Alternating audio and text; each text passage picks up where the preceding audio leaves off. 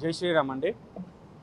మేము ఈరోజు ఇక్కడ రావడానికి ముఖ్య ఉద్దేశము తెలంగాణ ప్రాంతంలో గోరక్ష చట్టాన్ని ఇంప్లిమెంట్ చేయాలని స్పష్టమైన చట్టం ఉన్నది. 1977 గోరక్ష చట్టం. సుప్రీంకోర్టు ఒక్క ఆవు కానీ, నందీశ్వరుడు కానీ, లేగదూడ కానీ వధించబడద్దు అని. మరి ఎందుకు చట్టము ఇంప్లిమెంట్ అవ్వట్లేదు? తెలంగాణ ప్రభుత్వం ఎందుకు చేయట్లేదు? పోలీస్ డిపార్ట్మెంట్ ఎందుకు చేయలేదు? మీరు చేయని పని మా గోరక్షకులు, కొద్దిపాటి గోరక్షకులు తమ ప్రాణాలకు తెగించి సనాతన ధర్మం ఈ విధంగా బోధిస్తున్నది. హిందువు అనేవాడు గోరక్షణ చేయాలా, గోరక్షణ ఉంటేనే, గోవులు బ్రతికి ఉంటేనే, నందీశ్వరుడు బ్రతికుంటేనే ప్రకృతి సేంద్రియ వ్యవసాయం అన్నిటి కూడా ప్రకృతి సమతుల్యత అనేది నిలిచి ఉంటుందని ఈ ముఖ్యమైన ఉద్దేశంతో మా గోరక్షక కార్యకర్తలందరూ కూడా రోడ్డు పైన వచ్చి గోమాతను రక్షించాల్సిన పని వాళ్ళు నిర్వహిస్తున్నారు. ఏం చేస్తున్నారు? వారిపైన పీటీ వారెంట్లు, గూండా యాక్ట్లు, రౌడీ షీట్లు తెరుస్తున్నారు. ఇది ఎంతవరకు సబబు? సనాతన ధర్మానికి గోమాత ఒక పవిత్రమైన దేవతగా ఉన్నది. అన్య మతస్థులకు చెంది ఉన్న ఈ గోమాత అయ్యి ఉంటే ఒక్క గోమాత కూడా అక్రమంగా కలేబాలాలకు, స్లాటర్ హౌస్లకు పోయే పరిస్థితి లేదు.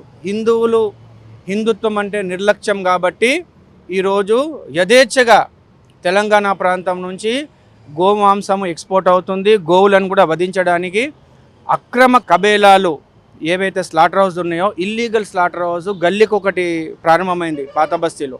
కాబట్టి వారి యొక్క కార్పొరేటర్ వచ్చి, వారి యొక్క ఎమ్మెల్యే వచ్చి బహాటంగా గోమాత యొక్క కంటైనర్లు తీసుకుపోతున్నప్పుడు ఏం చేస్తున్నారు వీరు? మా గోరక్షకులు ఆపులుతున్నారు. మరి మీరు వారిని యాంటీ సోషల్ ఎలిమెంట్స్ని వాళ్ళని కంట్రోల్ చేసి ఉంటే గోరక్ష కార్యకర్తలు వచ్చేవాళ్ళు కాదు.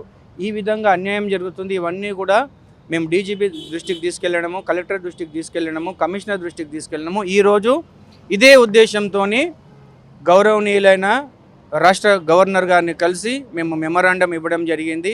అయ్యా, గడిచిన 3 నెలల నుంచి మా గోరక్ష కార్యకర్తలు నిర్విరామంగా అలుపెరగక పోరాడుతున్నారు.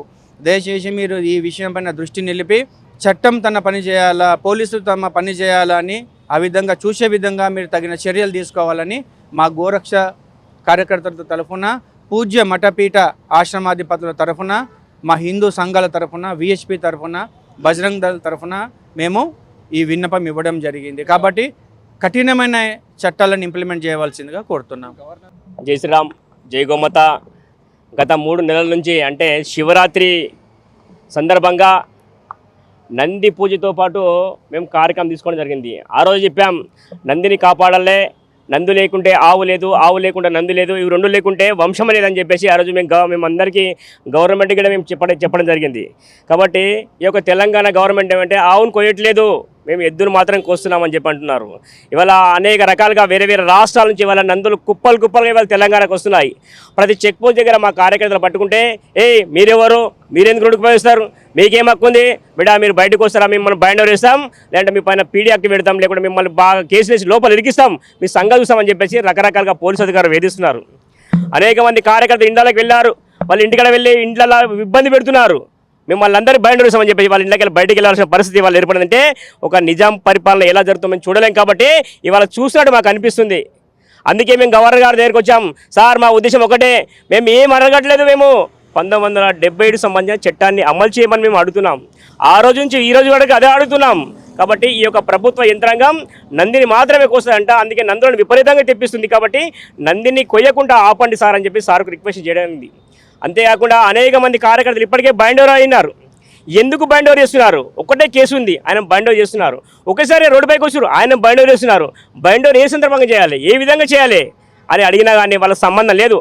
మాకు పైనుంచి ఆదేశాలు ఉన్నాయి కాబట్టి మిమ్మల్ని బైండ్ ఓవర్ చేస్తాం, అవసరం అంటే మీ పైన పీడీ యాక్ట్ పెడతాం, అవసరం అంటే కమ్మలు రౌడీ షీట్ ఉపయోగిస్తాం అంటున్నారు. కాబట్టి ఇది సమస్య కాదు. కాబట్టి సార్ ఈ విషయం చూడండి అని చెప్పేసి మేము గవర్నర్ కోరడం జరిగింది.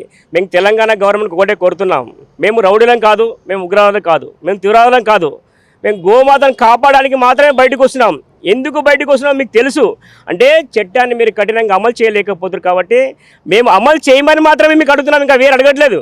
కాబట్టి చట్టాన్ని కఠినంగా మీరు అమలు చేస్తే మేము బయటికి రావాల్సిన పనికి లేదు. కాబట్టి గవర్నమెంట్ వ్యవస్థను ఫెయిల్యూర్ అయిపోయి వల్ల చట్టాన్ని అమలు చేయలేకపోతున్నాయి. కాబట్టి మేము రోడ్డుపైకి వచ్చినాం. కాబట్టి మీరు చట్టాన్ని కఠినంగా అమలు చేయండి. ఇవాళ ఎంఐఎం పార్టీల యొక్క తెలంగాణ గవర్నమెంట్ మొత్తం చేతులకు వెళ్ళిపోయింది. ఇక్కడ ఏం లేదు, గవర్నమెంట్ అధికారులు ఎవరేం నడవట్లేదు. ఎంఐఎం నాయకులు ఏం చెప్తే అది మాత్రం నడుస్తుంది. దాని గురించి ఒక వ్యవస్థ పనిచేస్తున్న మాకు భావించాల్సి వస్తుంది. ఇన్ని చెక్ పోస్టులు పెట్టారు, ఇంతమంది పనిచేస్తున్నారు, ఇంతమంది వెటర్నరీ డాక్టర్లు పనిచేస్తున్నారు, కానీ ఎక్కడ పోతుంది? ఎక్కడికి వస్తున్నాయి? ఎద్దులు హైదరాబాద్కి వస్తున్నాయి. ఎక్కడికి వస్తున్నాయి? హైదరాబాద్లో ఉన్నాయి వల్ల. అంటే వ్యవస్థ ఎందు గురించి పనిచేస్తుందో ఇవల్ల యంత్రంగా ఆలోచించాలి. చిత్తశుద్ధితో పనిచేయండి, చట్టాన్ని కాపాడండి, ధర్మాన్ని కాపాడని మేము కోరుతున్నాం. లేదంటే ఇంకా పెద్ద ఎత్తున ఉద్యమం చేస్తాం. అవసరం అంటే ఇంకెంతవరకు అనడానికి సిద్ధంగా ఉన్నామని చెప్పేసి ఈ యొక్క అధికారులకు, ఈ యొక్క గవర్నమెంట్కు మేము తెలియజేస్తున్నాం.